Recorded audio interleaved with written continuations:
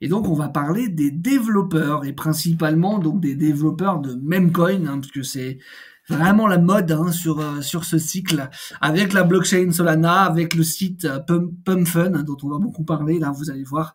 Et donc, c'est pareil, je vais vous sortir des données chiffrées avec des articles et on va voir tout ça ensemble. Donc pour ça, on va voir ensemble un article de l'école de commerce blockchain, hein, BBS School. Mais vous voyez déjà en titre de cet article, et c'est ce que je voulais déjà commencer par vous montrer, la durée de vie moyenne d'un memcoin est de 78 minutes. Je ne sais pas si ça vous donne une idée de la vitesse à laquelle ça monte, ça descend et ça disparaît. Donc vraiment, voilà, on va regarder un petit peu l'article plus en détail, voir ce que ça nous raconte. Bien évidemment, je ne vais pas vous lire tout l'article parce qu'il est relativement long, mais encore une fois, vous l'aurez en description et vous pourrez le consulter si vous voulez avoir plus d'infos. Voilà, donc cet article, c'est celui-ci, hein, donc la folie spéculative entre arnaque, coup politique et justice implacable sur Solana. Donc il est sorti le 22 février 2025. Donc on va d'abord nous expliquer ce qu'est un memcoin. Hein, donc voilà, aujourd'hui c'est un actif numérique qui repose sur rien, hein, juste sur un mème et sur une communauté qui l'adopte. On va nous citer certains des principaux memcoins qui existent, hein, le Dogecoin, le Peanut, le Shiba Inu. On va nous parler de la plateforme donc Pump.fun qui a permis donc la prolifération de ces memcoins. Je vais vous lire quelques passages de ce chapitre pour que vous compreniez un petit peu. Donc la prolifération des memcoins a grandement été facilitée par l'émergence de plateformes no-code, dont la plus célèbre est Pump.fun, qui permettent à quiconque de créer un token en quelques clics. Ces plateformes simplifient considérablement le processus technique, rendant la création de memcoins accessible à un public beaucoup plus large. Pump.fun, qui opère sur la blockchain Solana, offre une interface conviviale où les utilisateurs peuvent créer un memcoin en définissant simplement un nom, une image, un ticker et une description. Auparavant, le lancement d'un nouveau jeton impliquait la constitution d'un pool de liquidité initial, nécessitant un investissement de 1000 à 5000 dollars en Ethereum ou en Solana. Cette barrière financière était souvent exploitée par des escrocs. Pump.fun a révolutionné le processus en éliminant cette exigence de capital initial, permettant ainsi la négociation de ses actifs sans nécessiter de fonds de départ significatifs. En gros, là maintenant, vous pouvez, grâce à ces plateformes merveilleuses et sensationnelles, créer votre propre memcoin sans mettre d'investissement initial quasiment. Et s'il atteint 90 000 dollars de capitalisation, il est automatiquement listé sur une plateforme qui s'appelle Radium, qui est un échange décentralisé type Uniswap, mais sur Solana. Et donc ce transfert marque une étape cruciale vers une cotation potentielle sur des exchanges plus importants comme Coinbase, et Pumpfun tire ses revenus en prélevant une commission d'échange de 1% sur toutes les transactions de memcoin et en recevant 1,5 jetons Solana chaque fois qu'un de ces jetons atteint une capitalisation de 90 000 dollars et est listé sur Radium. Donc la plateforme a généré 170 millions de dollars de revenus cumulés. La blockchain Solana est devenue le principal terrain de jeu pour la création de nouveaux jetons, représentant 91% des nouveaux jetons créés en novembre 2024. C'est aussi l'application crypto à la croissance la plus rapide de l'histoire. 100 millions de dollars de revenus en à peine 217 jours. Voilà, donc bienvenue dans le merveilleux monde de la crypto en 2025, où les seuls trucs qui marchent, ce sont des scams de merde qui reposent sur rien, lancés par des trous de balles, excusez-moi, qui n'ont rien d'autre à foutre de leur journée qu'à aller coder des trucs sur des plateformes pourries en espérant reguer un maximum de monde. Ça fait rêver. Voilà, donc en plus, il existe des outils tels que Dogwiftool qui permettent de manipuler artificiellement les métriques des nouveaux jetons et de simuler une forte activité, créant ainsi un faux engouement autour d'un projet.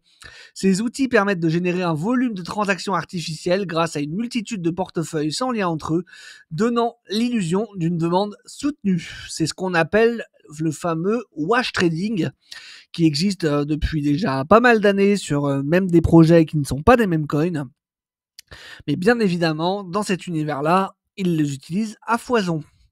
Allez, donc là, on va partir sur la partie intéressante de l'article, les risques et dérives des memcoins, volatilité, arnaque et rug pull. Donc, les memcoins sont intrinsèquement spéculatifs et caractérisés par une volatilité extrême. Y investir comporte un risque élevé de perte en capital en raison de leur sensibilité aux fluctuations des tendances en ligne et à l'engouement médiatique. La prévalence des arnaques est un problème majeur dans l'écosystème des memcoins. Tiens donc, des études suggèrent qu'un memcoin sur 6 est une escroquerie. Voilà. Seulement 0,4% des traders sur PumpFund ont gagné plus de 10 000 $, donc 55 000 wallets sur les plus de 13 millions. Et on recense uniquement 294 wallets ayant réalisé 1 million de dollars de gains grâce au même coin, soit 0,00217% des wallets. Parmi ces arnaques, le rug pull est particulièrement dévastateur. Donc un rug pull se produit lorsque les développeurs d'un projet l'abandonnent brusquement après avoir levé des fonds auprès des investisseurs, laissant ces derniers avec des jetons sans valeur. Dans un rug pull, les développeurs retirent la totalité des réserves de liquidité du projet, privant ainsi les jetons restants de toute valeur. Les rug pulls peuvent être classés dans deux catégories principales. Donc les rug pulls immédiats, où les développeurs retirent brutalement toutes les liquidités, entraînant un effondrement instantané de la valeur des jetons. Et c'est ce qui se passe dans 99,999% des cas. Ou les rug pulls progressifs, où les fonds sont extraits graduellement sur une période prolongée, donnant l'illusion d'un projet viable avant que les développeurs ne disparaissent avec les fonds restants. Des exemples notoires de rug pull incluent OneCoin, Todex et Squid Game Token. Donc voilà, vous irez voir si vous voulez un peu plus d'infos là-dessus. La société de recherche BDC a révélé que 40% des projets de Memcoin sont des schémas de type pump and dump, gonfler artificiellement le prix puis vendre massivement pour réaliser un profit rapide, tandis que 30% se terminent par des rug pulls. C'est merveilleux, hein? Toujours selon BDC, la durée de vie moyenne d'un memcoin est d'à peine 78 minutes avant qu'il ne perde toute sa valeur et 97 des projets de memcoin se soldent par un échec rapide. Voilà, donc les signaux d'alerte peuvent aider à identifier certains rug pulls, je vous laisserai aller voir là-dessus. Donc là, on va commencer à en parler parce que c'est la suite de la vidéo. Memcoin politique à Trump, Milley et la Centrafrique. Donc Trump et Melania avec leur investiture historique, donc vous n'êtes pas sans savoir, je pense en tout cas, que ces deux compères, ces deux joyeux lurons, ont lancé leur même coin avant que Trump n'accède à la Maison Blanche cette année. Donc le jeton Trump est passé de 6 $ à 75 $ l'unité en 36 heures, avec un market cap atteignant 15 milliards de dollars, le hissant dans le top 5 des cryptos les plus capitalisés au monde. Tout va bien, hein? Au pic de son activité, il a atteint des volumes d'échanges extraordinaires. Le 19 janvier 2025, le volume de transactions a culminé à plus de 52,54 milliards de dollars sur une période de 24 heures. Voilà. Et puis pendant ce temps, les cryptos qui sont réellement utiles avec des forts fondamentaux, eux, ils perdaient du 20-30%. Pourquoi ? Parce que tout le monde vendait ses projets pour aller acheter cette daube sur laquelle ils se sont fait rug par la suite, bien évidemment. Donc une illustration de l'engouement spéculatif qui entoure ces actifs numériques. Le même coin Trump a été créé sur la blockchain Solana, réputé pour sa rapidité et ses faibles frais de transaction.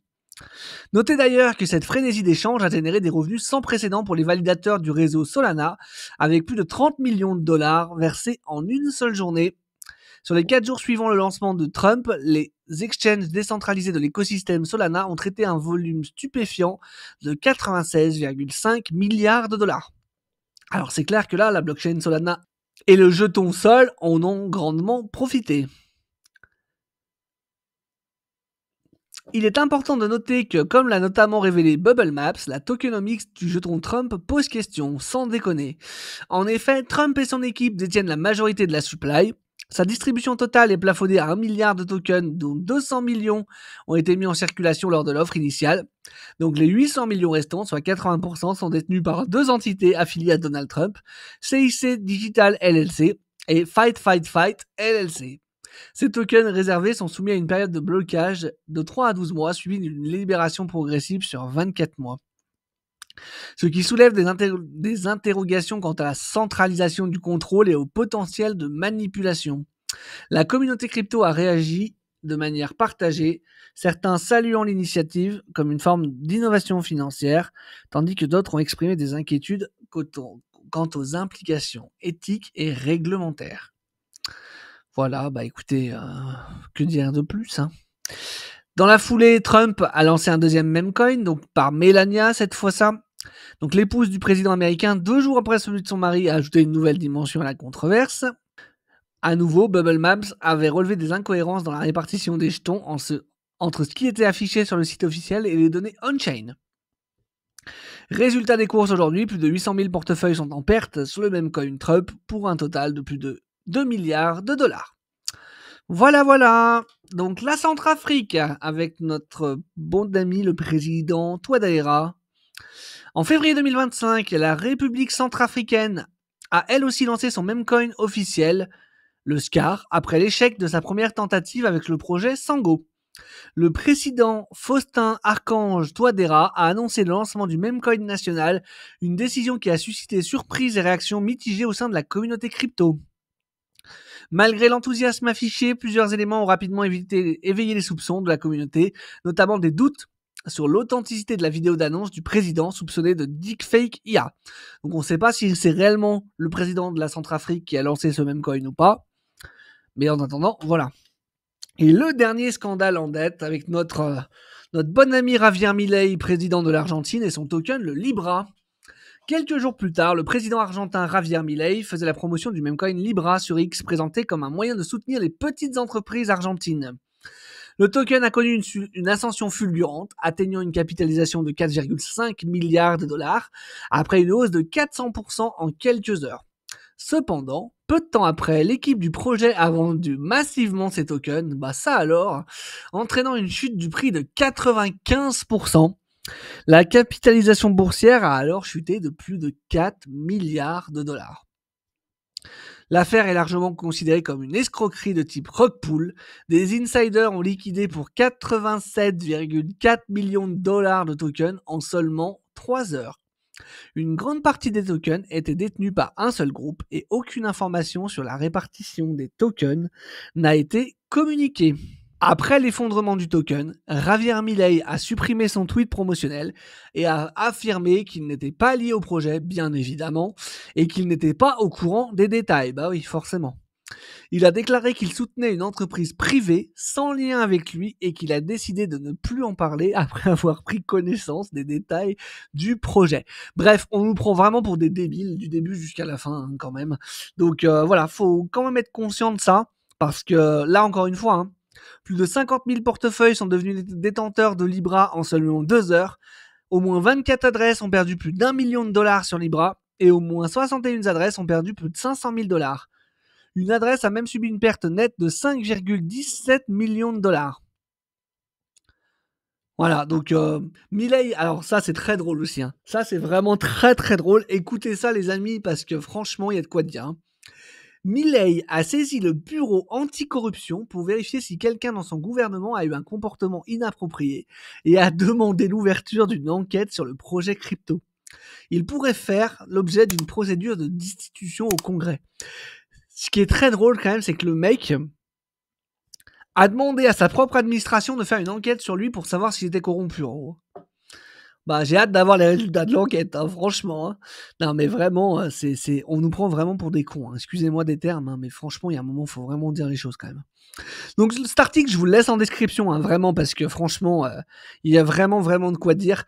Et si certains d'entre vous sont intéressés pour en savoir plus, vous trouverez, je pense, pas mal d'informations en plus là-dedans. Voilà, donc en ce qui concerne nos amis développeurs, je pense que vous avez compris un petit peu comment ça fonctionne. Et par ailleurs, je vous laisse également un autre article de Cointelegraph en description qui explique, en plus de tout ce que je vous ai dit, que dans la communauté crypto, c'était déjà un secret de polichinelle bien avant que ce token Libra soit lancé. Et que notamment des développeurs de chez Jupiter, qui sont donc un projet crypto basé sur Solana, étaient au courant que ça allait être un rug pull et une arnaque, et ont quand même participé au projet.